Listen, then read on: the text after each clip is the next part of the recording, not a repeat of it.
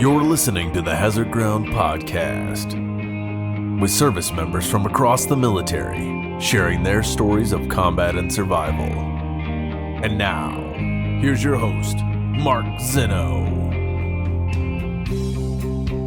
Welcome into the Hazard Ground Podcast. As always, we appreciate you joining us each and every week. Before we get started with this week's story, which is a tale of a military man whose loss is of a different nature and one that must be told, so stay tuned for that. But first, wanted to again say thank you to everybody as this Hazard Ground community continues to grow, our audience continues to grow. We can't thank you enough for continuing to spread the word of the Hazard Ground, and hopefully as this continues to grow, that we continue to do bigger and better things and get bigger and better guests on the show. So once again, a heartfelt thanks to everybody who has listened. Also, a heartfelt thanks to those of you who have taken part in our Amazon promotion. If you're new to Hazard Ground, it's very simple. All you got to do is go to our website, hazardground.com, click on that Amazon button at the bottom of the homepage or under the sponsors tab. You can do all your normal Amazon shopping as you start to get ready for the holidays, guys. A great time to go to hazardground.com and use our link to get to Amazon, because we'll get a portion of whatever you spend, and then we donate a portion of that back to some of the great charities you've heard featured here on the Hazard Ground. So just by doing your normal Christmas shopping, your normal holiday shopping, you can help out vets all across America. So don't forget about that, hazardground.com. Don't forget to follow us on all the social media sites, Facebook, Twitter, and Instagram at Hazard Ground Podcast. Keep up with the show and everything we have going on. And don't forget to leave us a rating and a review wherever you get your podcasts, particularly if you listen through Apple. Their ratings and reviews are how they help promote the show for us. So the more ratings we get, the more reviews we get, the bigger this audience will continue to grow. So with all that out of the way, let's get on to this week's episode. And joining us this week on the Hazard Ground Podcast is currently a CW3 in the United States Army Reserve. He has over 23 years of service between the active and reserve force. He has one deployment to Iraq. In his civilian career, he is currently a flight consultant at the Challenger Learning Center in South Carolina. He is Don Culp joining us on the Hazard Ground Podcast. Don, welcome, and thank you so much for being here. Thank you for having me. Well, Don is one of our listeners who actually emailed us to tell us his story, which we love because we love hearing from you guys, but it's always great when people step up and want to tell their story. That's part of the reason that we do this, so thank you for that as well. It's always good to talk to one of my fellow reservists, as I am currently a National Guardsman, as you guys know, after my active duty time, but great to have another reservist here on the show. But aside from that, there is another big part of your story that we are going to get to, the foundation that you have started for your daughter, Braylon, who unfortunately passed away at the age of 3 years old. Obviously something that's very personal and important to you, but a big part of your journey. So we will get into that, but let's start back at the beginning and tell us how and why you got in the Army. So I kind of grew up in a military family. My stepdad was in the Navy, and he wound up retiring after doing 20 years. He was around aviation his entire career, wound up becoming a member of the Blue Angels in 1989 through 1992. And between that and the movie Top Gun when I was a kid, everybody's favorite movie that's interested in aviation, that kind of sold me on being in the military. I have a long lineage of family members that have just been in, whether it was the Army or the Navy in general. So that said, you wanting to go into the Navy, I mean, you knew you were going to be a pilot, right? So what happened that you ended up in the Army? Well, there's these people called recruiters, and when I was 17, I was in ROTC, and I was a high school. Junior. Correct. Okay. Correct. I was when I was in 11th grade, there was a recruiter by the name of Sergeant First Class Wyatt who came and spoke to our class about joining the Army. I knew that I wanted to go in. I was kind of in a hurry. I wanted to go to basic training and do all this stuff now. I didn't want to wait. So that they offered me the split option program, and I that got my attention. So I was like, okay, what is that? And basically, that's where they allow you to go to basic training between your junior and senior year. And then after you graduate, you go to AIT and finish your training. And then he told me about the incentives that came along with that, depending on what job I picked. And so I decided to try to pursue that. And, I wound up going into the Army as a chemical operations specialist. Now, I did want to fly.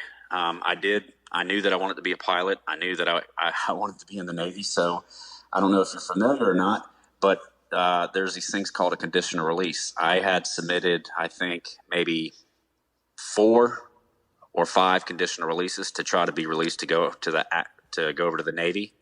I just they never signed off on it for one reason or another. Sometimes it was due to operational strength, and other times it was, just no. So when you kept getting denied, did you think that you were going to get out of the military altogether because you couldn't be a pilot? I gotta be honest. It did certainly put a bad taste in my mouth because I didn't understand how they could stop career progression. I knew what I wanted to do. I would make a career out of it if they allowed me to just do that. I didn't want to be a chemical operations specialist. I was 17. I was young, naive, and motivated, and I just kind of took the first opportunity that came my way. I don't regret it, but I wish I would have chosen a different route and been a little bit more patient. But it did leave a bad taste in my mouth a little bit. Anything about being a chemical soldier that you liked? Yeah. So when I was a chemical operations specialist, I learned a lot. So in 2000, I joined in 97, and I was with that unit I was a chemical guy for about 10 years or so. And, I was an enlisted guy, E2. I wound up working my way all the way up to E6. But I got a lot of good training. I learned about, history of chemical warfare and WMDs and that sort of thing. And I met a lot of good people along the way, some people that I still keep in contact with now. So the camaraderie of the unit was probably the biggest thing. The training would come second. So you joined prior to 9/11. Where were you, and what do you remember about it? So my daughter, I was at home to answer the question, but I had a daughter that was born just 3 months after 9/11. But my roommate at the time had woke me up and said, "Hey, we're under attack," and I went and put on the TV screen put on the TV, and I was watching the news, and I saw the second tower go into the building, and I thought for sure, we were going to be getting called up or something. So I called and let my employer know, hey, I might be leaving. Not really sure yet, but we have been put on alert. And I just kind of watched the events unfold, and it was just a really scary, scary time. And one of the thoughts that I had in my mind was, how this is definitely going to change things. And it was kind of a modern day Pearl Harbor, if you will. Yeah. I mean, and I remember thinking the same thing that, as soon as it happened, like I remember going to my armory and saying, where are we going? What's going on? Like, what are we doing? Like, what's next? And nobody knew anything, right? Like nobody had any idea what was going to happen, and obviously how everything unfolded.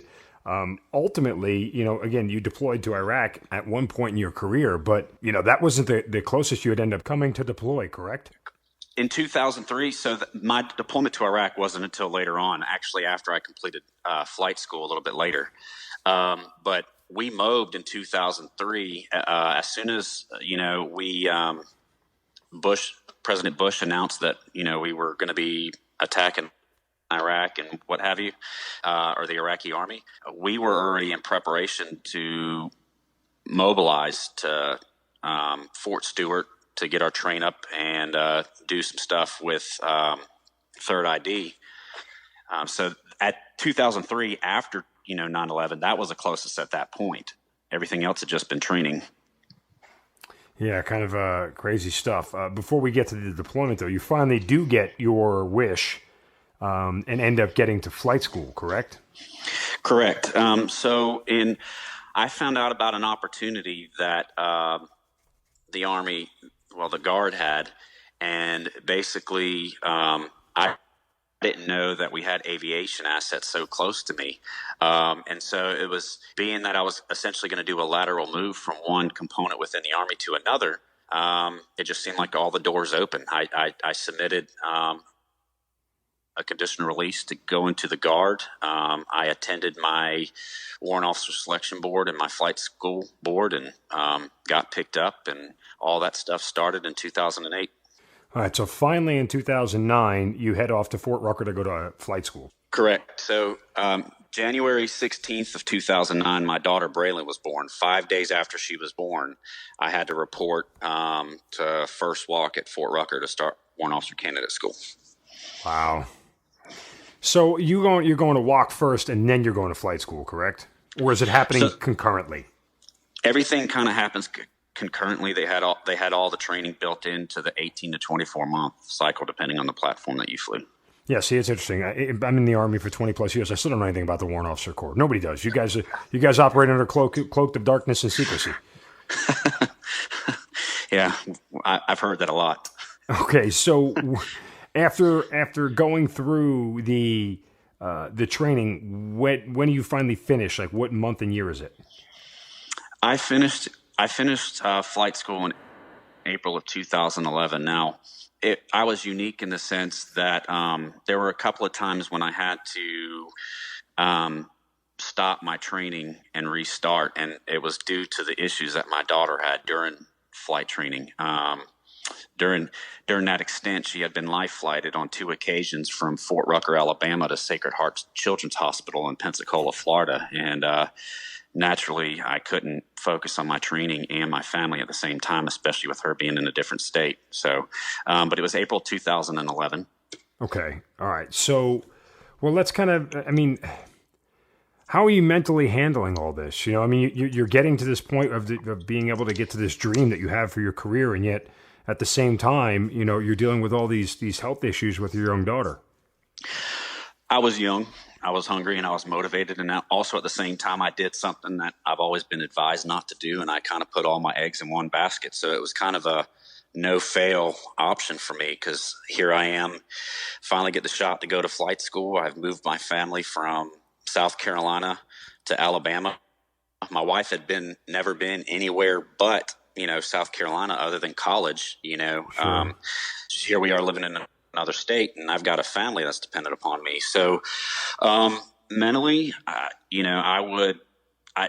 remained focused, and I expressed my issues to those that were over me, if you will, and I took them up on some options that were extended to me, and I ensured that when I came back into training that I was ready to go and able to fulfill the requirements in order to pass. Okay, so you graduate flight school, you get your wings, right? And what helicopter are you on? I was on the Apache Longbow. Okay, so you're this pilot that is charged with a very serious mission as far as protecting troops on the ground and everything else. Shortly thereafter, you guys get popped for deployment, correct? That's correct. I graduated in April, and May 3rd, my unit was off for our deployment. All right. So does your wife say to you, Don, you can't go? No. There were a couple of things that came across my mind. Number one, we had just moved back to Fort Rucker. I had a special needs daughter, and I hadn't truly deployed in my military career, and I feel like it's a matter of personal opinion, but I feel like you truly get an understanding of what it means to serve your country when you actually deploy. Sure. And it gives you an appreciation for how good we actually have it here when you're able to see, things on the other side of the world that most people don't. But anyhow, all that being said, no, she wasn't. She understood that I had to go for many reasons. One, because I felt like I needed to, because the rest of the unit was going. Two, our family needed the benefits that would come along from the deployment. And you mean as far as the health insurance and everything else while your daughter was correct. Going through everything she was going through? Correct. Okay. Correct. All right. And again, this is, forgive me if this is tough for you to talk about, because obviously it's very personal in nature, but I'm just, you get there. I always found it, and I found this as a leader, whenever my soldiers' minds were back home with anything, whether it's family, loved ones, girlfriends, boyfriends, whatever it may be, money issues, they were so much less effective in a deployed environment. How was your mind consistently not back on your daughter and all she was going through? It was really a unique mindset, to say the least. I mean, she had periods where she would do really, really well and there wouldn't be any issues. But I thought about them constantly, as everybody else that deploys. does.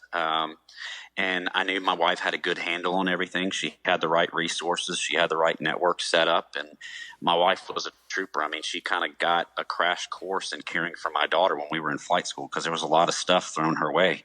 Right. And in flight school, flight school was kind of like preparation for her to be at home without me when I was on a deployment, because again, you're never home. I mean, the flight line, you're there at 4:30, and I would do my thing at the flight line, go to academics, and after academics, I would go to the library to study, and then I'd be home at 8:00, and then it was dinner, bed, repeat the next day. So it kind of prepped her. Now, my mind state overall, I was thinking about my family and everything, and nothing. I was able, when we first started the deployment, the first part of our deployment, you have to go to, a MOB station and do a train up.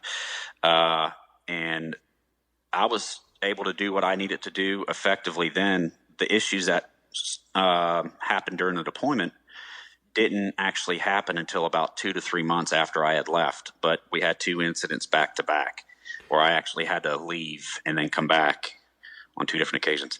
Yeah, I do want to get to that. Real quick, it just dawned on me. We were in Iraq at the same time in 2011. Really? Yeah, I was there for the entire closeout. So, which was interesting, because we went there to leave, which I always thought was asinine. It's like, let's just go. And if it's time to go, let's just go. What are we waiting for? But different discussion for a different day. But that said, as you mentioned, you got called home on emergency leave. Tell me about that morning, that day. I mean, what do you remember about it? Well, my wife, the first time my wife called me and told me that my daughter, had a seizure, and she was very lethargic, and she was just laying on the floor, and she was kind of pale white. And naturally that really got to me, and I knew that I needed to be there.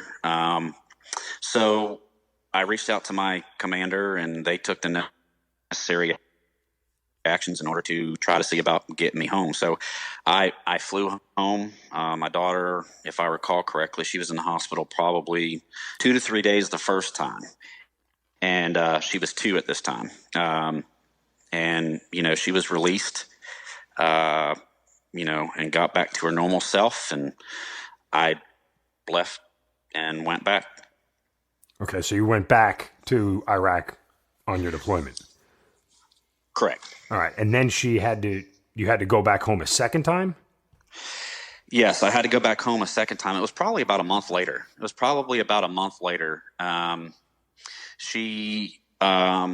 My wife told me that she had everything, that I didn't need to come, but this time was a little bit worse. My daughter was in the hospital for, I want to say 9 days or so, somewhere around there, but she had multiple seizures, and she had a stroke in that time frame.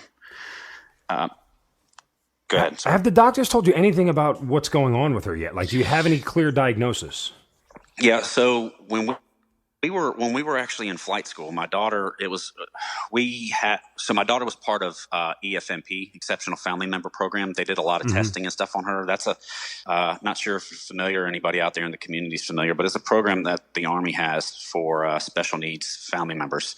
And so what that did was that basically was able to set up recurring therapy, physical therapy and cognitive therapy and that sort of thing for my daughter when we were at Fort Rucker, and also when we came back home and when I was on the deployment. But we found out that my daughter had a rare chromosomal deletion. And with that chromosomal deletion, seizures were apparently a part of it, along with some other things. And at the time, the chromosomal deletion was so rare, they didn't know much about it. But as we continue to have medical advances and things of that nature, we're finding more and more and more people either with the deletion, or they're getting more research and information about it. So the thing with a seizure or whatever is you just never know when it's going to happen. And then obviously up until this point, stroke, who would have ever thought a stroke? But it was at this time when things got a little bit more significant with her. Like, the doctors actually made recommendations of me not going back. And my command was asking me,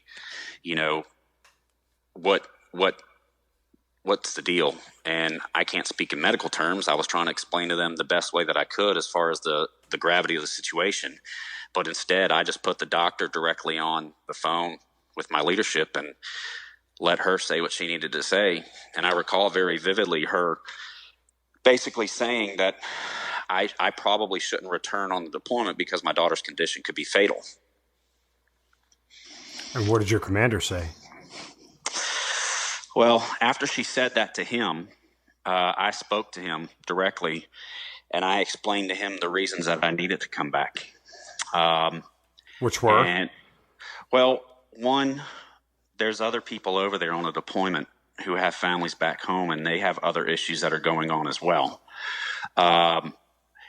So again, I kind of felt the need that if they're over there, I need to be there too.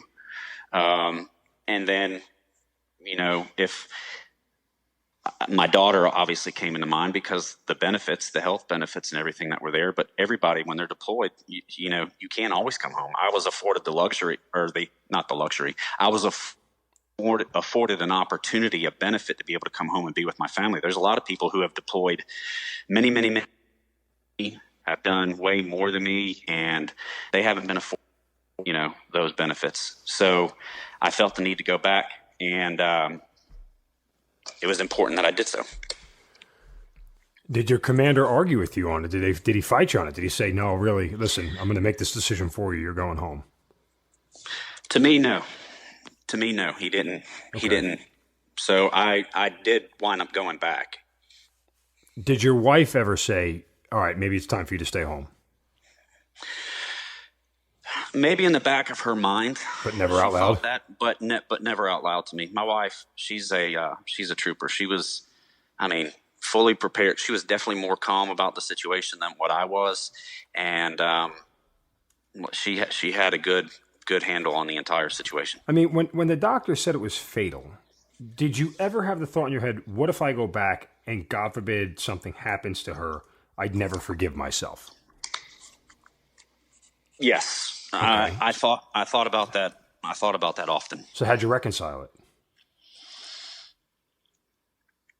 I focused on the tasks that were in front of me, and I made sure to maintain contact with my wife to get updates. And if something else were to happen, my wife would, let me know. Again, with everything that you do, there's pros and cons to every decision that you make, and there's risks. I had a job. My job entailed me being gone and relying on my wife to take care of certain things when I'm not around. And that was just a decision that had to be made. So.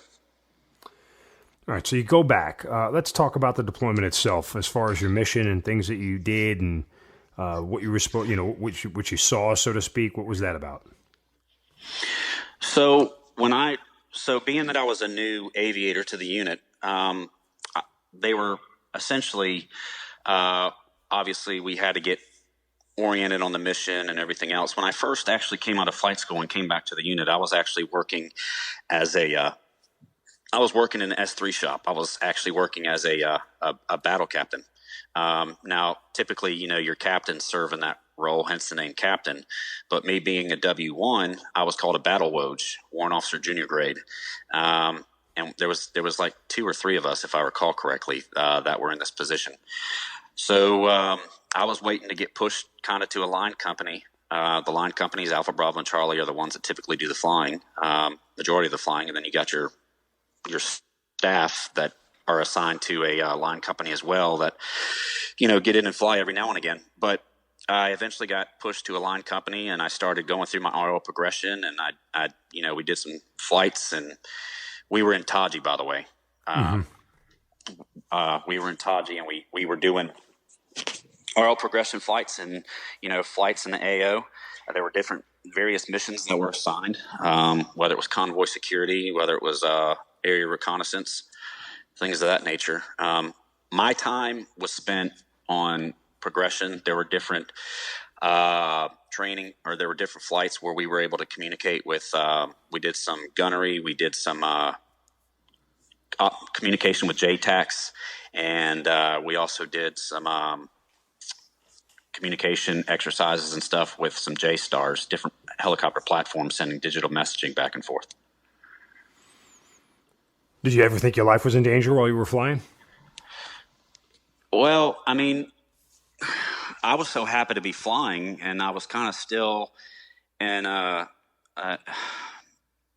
never felt that my life was in danger because, number one, you got an Apache wrapped around you, and the armament and everything that's on the aircraft itself. I mean, I know it happens and stuff, but people have to be pretty bold and brave to want to try to get your attention.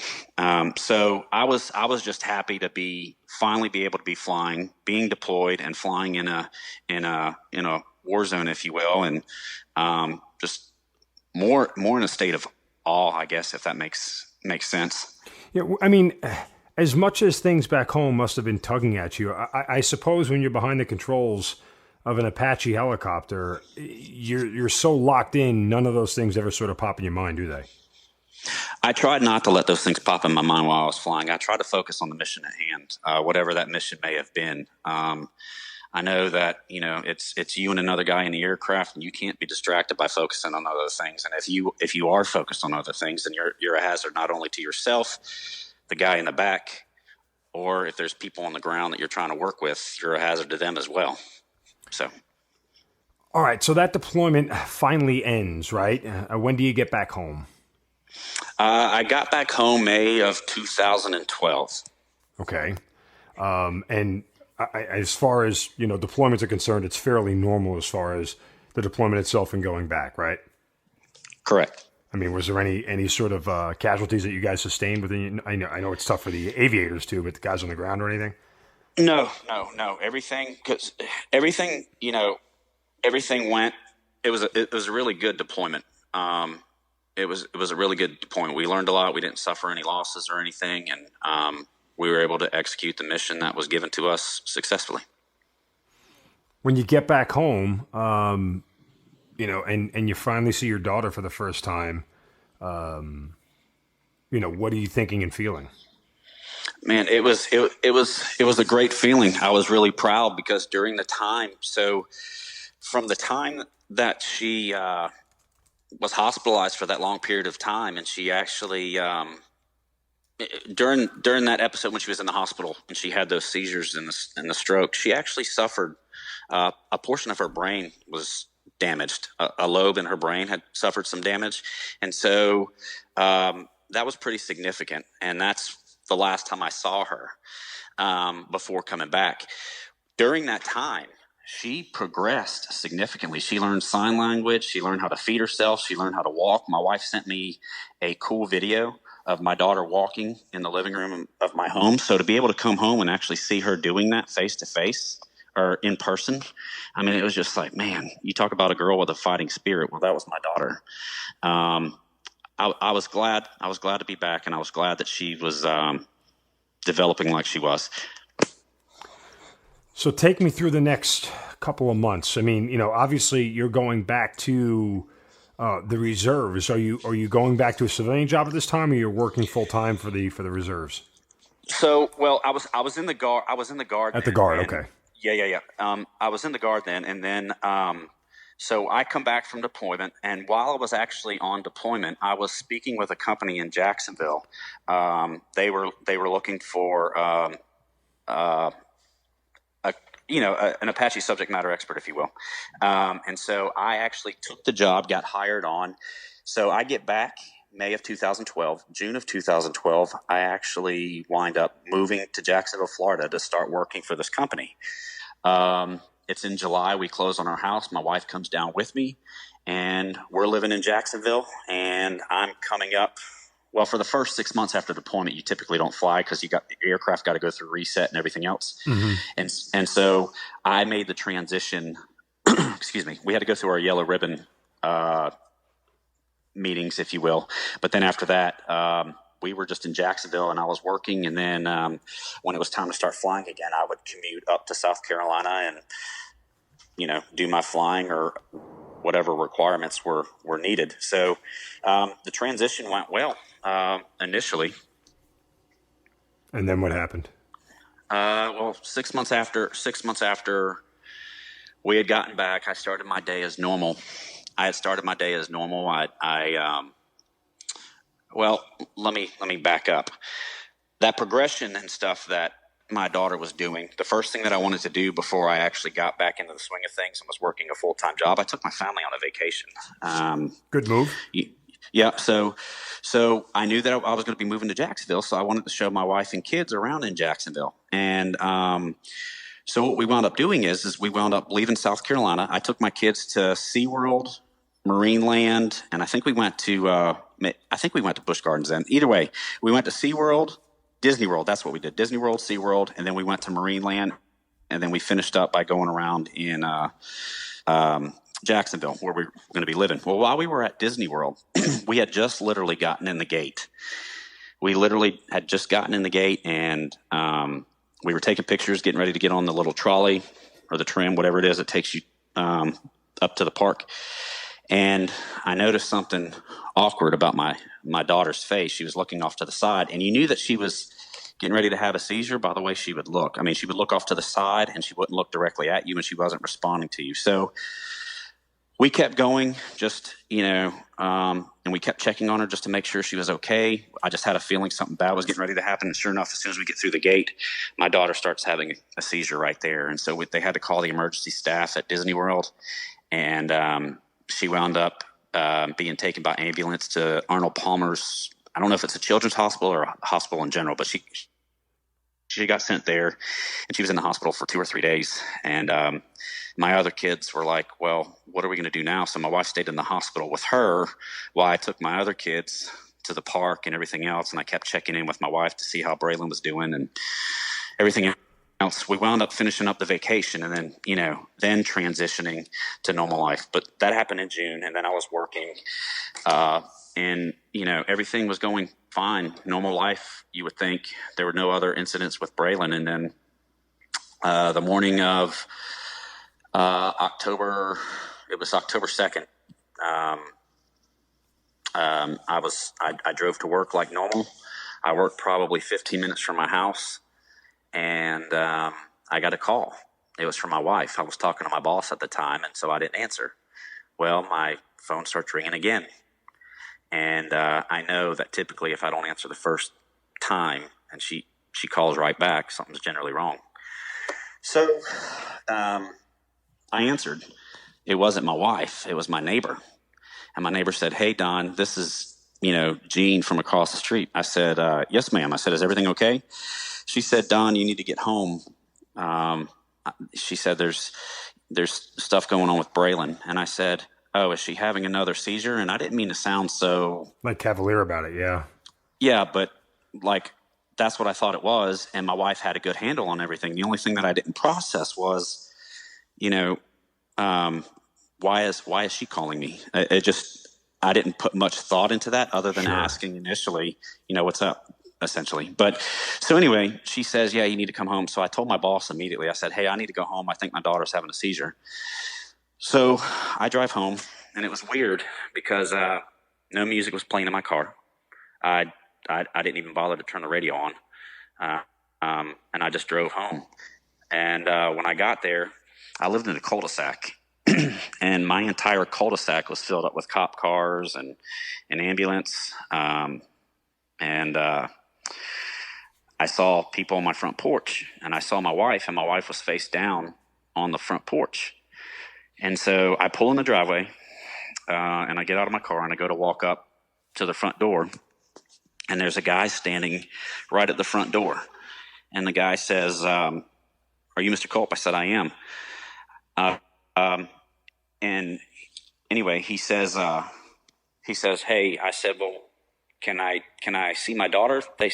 He goes, "Well, the ambulance is getting ready to leave." And I said, I said, "The ambulance is getting ready to leave." I said, "So my daughter's going to the hospital?" He said, "No, sir, she's inside." And I said, "Oh, so she's okay then?" And he goes, "No, sir." And at this point, I don't know why. I don't know why. It's still not hitting you. It just wasn't clicking. Right. And then finally, I got this epiphany, and I looked at him because he said, "Sir," and he stopped, like he was hesitant to tell me what was going on. And I finally just looked at him, and I don't know why I said this, but I just said, "Look," I said, "Are you trying to tell me my daughter's dead?" Is exactly what I said. And he goes, "Yes, sir. I'm sorry she didn't make it." So my wife was off to the side. I kind of move him out of the way, and I go right in the door. And as I'm walking in, when you first walked into my house down there, to the right you had my office, to the left you had a dining room, and you walk in, and then there's my living room right past those rooms. I saw my daughter laying on the floor with a blanket over her. The thing that caused me to lose it was I saw my daughter's foot sticking out. Oh, and that hit me like a ton of bricks, and it was at that point when I really lost it. 2 cops in there, and they pushed me back because I tried to get to my daughter. They pushed me back, and everything kind of unfolded then. So later on that afternoon, we were talking about how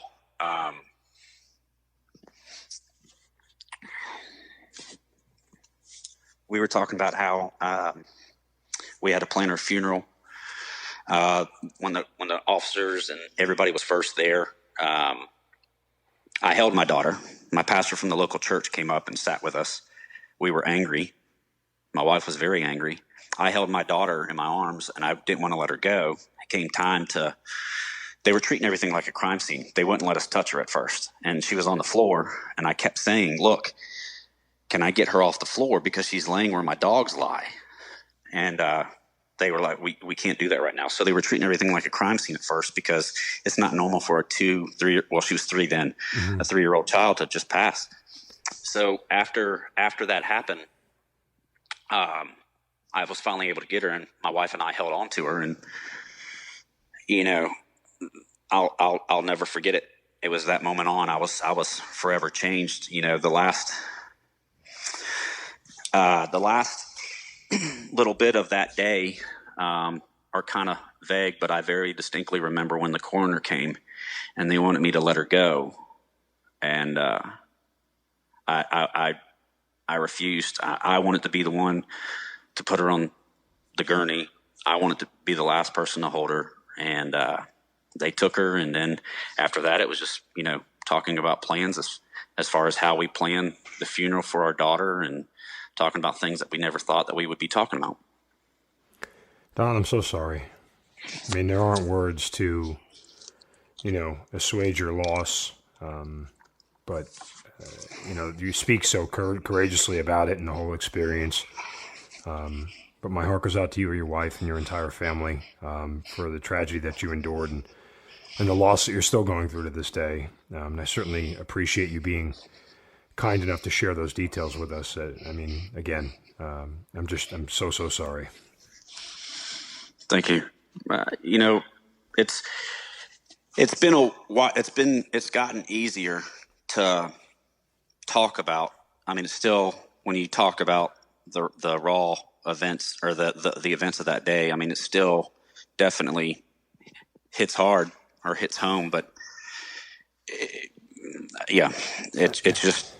just something that, comes with the territory. And I'm sure there's other people out there who have sacrificed with military service and everything else. And, there's so many more people out there that have done far more than me, and everything else, and their sacrifices that they make, their losses that they suffer. Not everybody always hears their stories. There's just a lot that comes with military service, and the military is a great career opportunity, and there's a lot of benefits that come with it. You just got to be willing to do what's required of you. And it's just, there's nothing I regret about it at all. Go ahead. I'm sorry. Well, because you hit the word. Look, when you're robbed of a loved one at such a young age, there's, I think regret is a word where it's like, I regret that I didn't have more time, or that there were so many things we didn't get a chance to do. It's not so much what you left behind you. It's what you didn't get a chance to do. And then when you think about all the things that you didn't get a chance to do, whether it's a daddy-daughter date or anything like that, did you then start to look back and go, I should have been at home more? Yes. So the biggest issue that I've had a hard time dealing with, remember I told you when I was in flight school that I told you when I was in flight school that I put all my eggs in one basket, and I was absolutely in the mind state that I could not fail. I had to pass. So maintaining that mindset and passing flight school, being so dedicated to the process, I came home. Her birthday again was January 16th. On her second birthday, I walked in the door, and I had no clue it was her birthday. I came home from the flight line, came home, and it was her second birthday, and I just went on about, my normal routine. My wife stood there and kind of looked at me, and she goes, "You don't even know what day it is, do you?"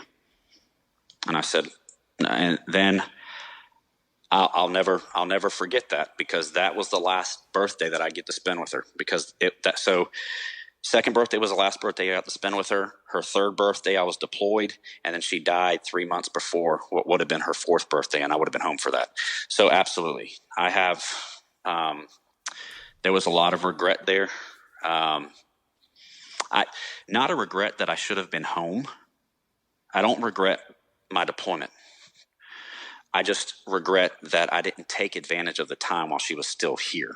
I feel like I let her down as a dad. I feel like I let her down as a family member, somebody that cared about her. My wife was there for, as much as any. Well, maintain the fact that my wife is a trooper. She did everything for Braylon. She loved her very much. Was excellent. It was me who was lacking with her, and that's been a big regret of mine, and that's probably something that I'll take to the grave, to be quite honest. When you express that emotion to your wife, what does she say to you?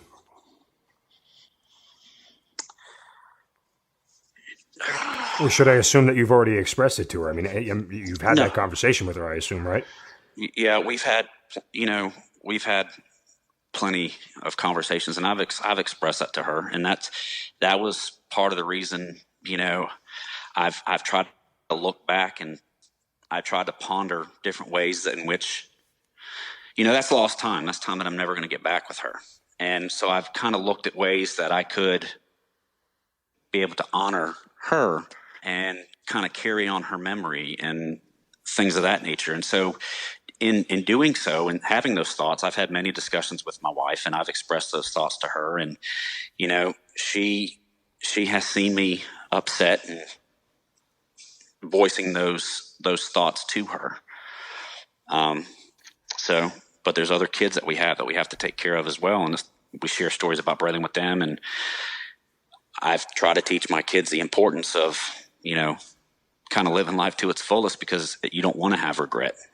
Right. So. Well, you said it gets a little bit easier.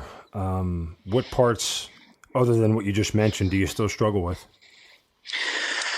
Well, when we came back from deployment, and after that happened, my priorities changed a lot. My family, during the deployment and flight school and everything, it was all aviation. It was flying. It was deploying and doing all that.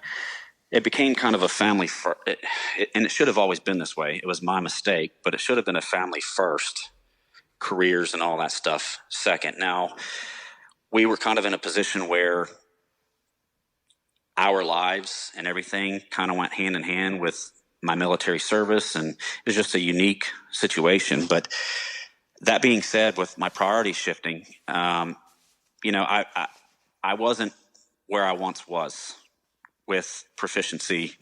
My readiness was affected, and I knew that I had changed, and I knew that I had to make a decision. So I went to go try to retire in 2017. Wound up separating and going into the IRR, and I came back in because of I came back in because ultimately I wasn't able to retire. There were some paperwork issues, if you will, years of service, that sort of thing. But the areas that I really struggle with now is every now and again when the anniversary comes around, I reflect on those moments that we've discussed. I reflect on the lessons that I've learned, the children that we've had since, and it's not really a sadness type thought. Of course, I miss her, but I've I've taken all of those emotions and I've used it to help me focus on the ways that I can actually honor her. And in doing so, I've been able to start a foundation in her memory, a private foundation, 501c3. And we've done some fundraising events. We've done some stuff already in the community locally. And for the EFMP program, actually at Fort Jackson, we did some stuff for them as well. So that's kind of where I am right now. Tell them the name of the foundation and how they can help out if they want to support. The foundation is called the Braylon Aubrey Foundation. The website is the BraylonAubreyFoundation.org. And basically, this is something that I've started up in order to help those, specifically children, with impairing conditions. Now, because I've started the foundation up myself, one of the things that I'm trying to do to establish the legitimacy of our foundation is I'm trying to start locally. And I'm giving back to the entities that played a role in my daughter's care. So, for example, there's a local school district here that had a pre-K special services program. My daughter would go there while I was deployed, and they would, work with her and get her prepared for starting K-5. Well, they've done this with other kids. Well, after our last fundraising event, we were able to donate money. We donated $1,000 to their program so that they could buy supplies for the kids that attend this program. But we're looking to try to get continuing to get established, if you will. We are still laying the groundwork, still laying the foundation, but ideally we want to be able to be an impact in our community, and we want to help families that aren't able to necessarily fill all the care that their kids need. For example, if we didn't have TRICARE, I don't think all of my daughter's life flights, all of her therapy, I think there would have come a point where a lot of that stuff wouldn't have been covered. And there's some people that find themselves in a situation where their insurance is kind of capped on coverage. And ideally, I would like for the foundation to be kind of that bridge for that gap, and step in and aid in people's care and things of that nature as well. Well, certainly, again, BraylonAubreyFoundation.org is the website if you guys want to help out, and certainly keep the memory of Braylon alive. And again, obviously a cause that's very personal to you, but one that, can benefit a lot of other people who may be dealing with the same thing. Again, BraylonAubreyFoundation.org. What is your status with the military right now? So I'm a CW3. I'm currently working with Army Warrant Officer Retention, Army Reserve Warrant Officer Retention. So I'm basically, those that are interested in, becoming a warrant officer, my job is to talk to them about being a warrant officer in the reserves and the career opportunities that are available to them. And like you said, like a lot of people think that they don't know a lot about the Warrant Officer Corps, and there's so many opportunities, so many educational opportunities for warrant officers, service members in general. But the jobs, there's so many jobs that are available to warrant officers in any Army component, whether it's active duty, guard, or reserves. But my job is to kind of talk to the soldiers about these opportunities. And a lot of the things that I do, or my approach, is telling them my story from the military, because a lot of people that are in the reserve component, or a lot of people that are in the guard component, if you're stuck at a unit and you're not getting released on a conditional release or things of that nature, and you think it's a showstopper for your career, a lot of people get out because of stuff like that. But if you're persistent, and if you find out about good opportunities and you're informed, there's a lot of good stuff out there that can benefit you both in the military world and then carry over to the civilian side. So it's my job now to kind of make people aware of those opportunities to them. So that's what I'm doing now. Very well said. You mentioned the civilian side, in which you are a flight consultant at the Challenger Learning Center in South Carolina. In Richland, it's part of the Richland County School District. What is this program, and how does it exist? So the Challenger Learning Center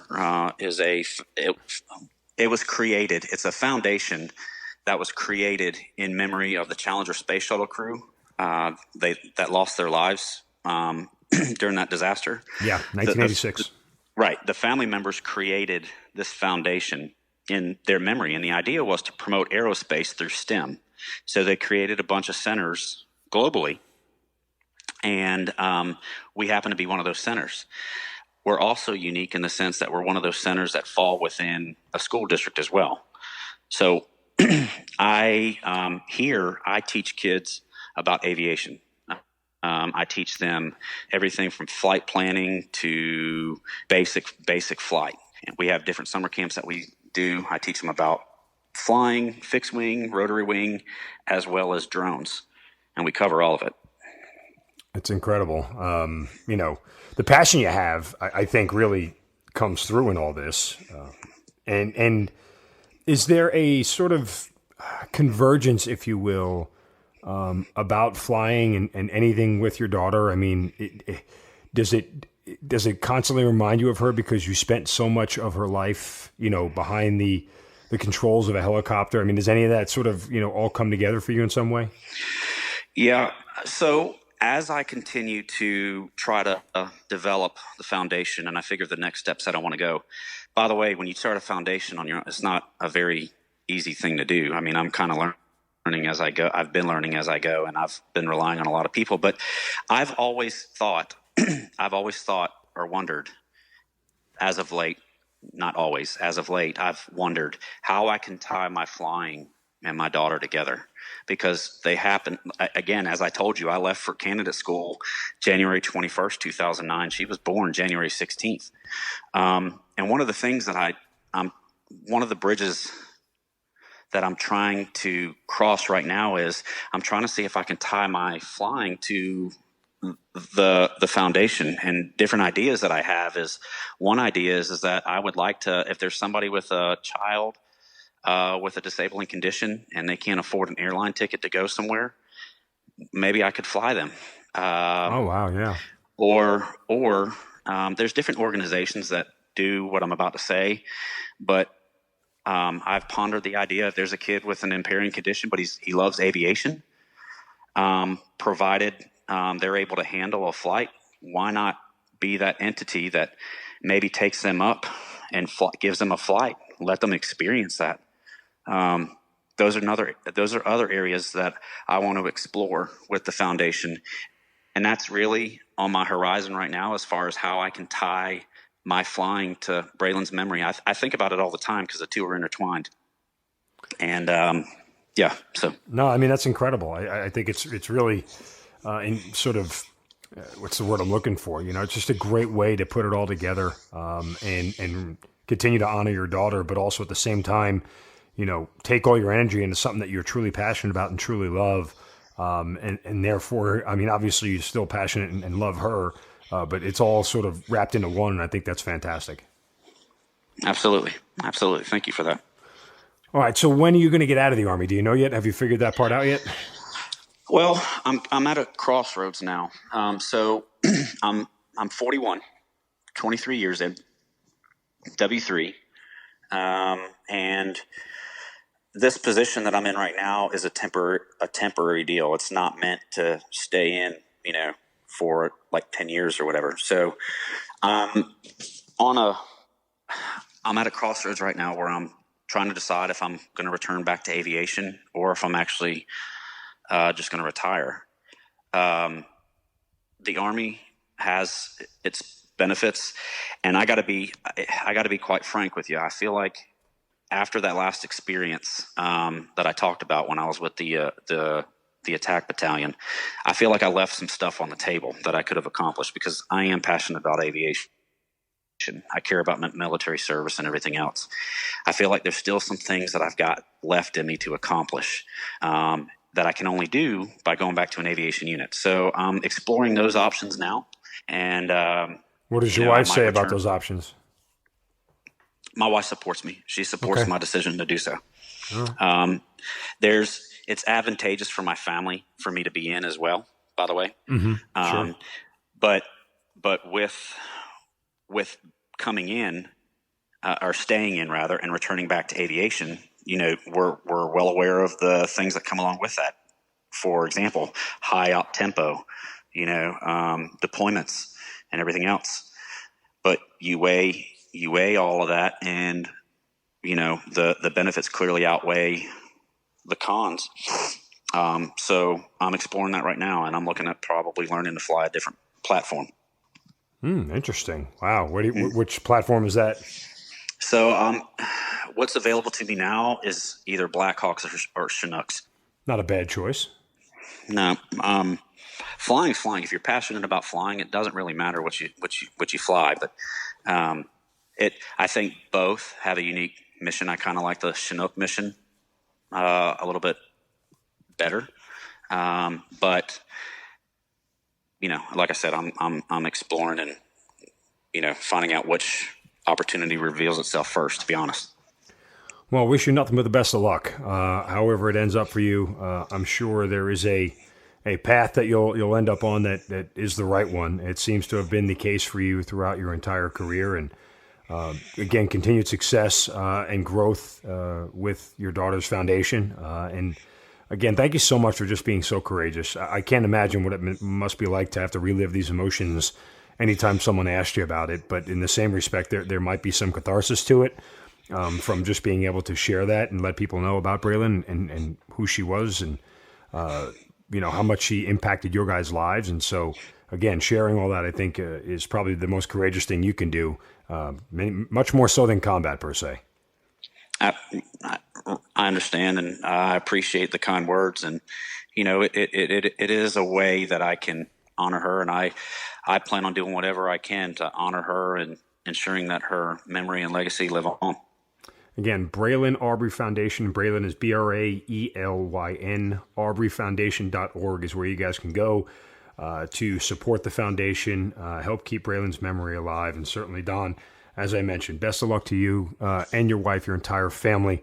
And certainly, thank you for being part of the Hazard Ground. Thank you for having me. You've been listening to the Hazard Ground Podcast, hosted by Mark Zeno and produced by Matt Pasquarella. If you have an interesting story to tell and you'd like to be on the show, send us an email at hazardgroundpodcast@gmail.com. And if you like the show, don't forget to subscribe, rate, and review on iTunes. Thanks for listening. We'll see you next time.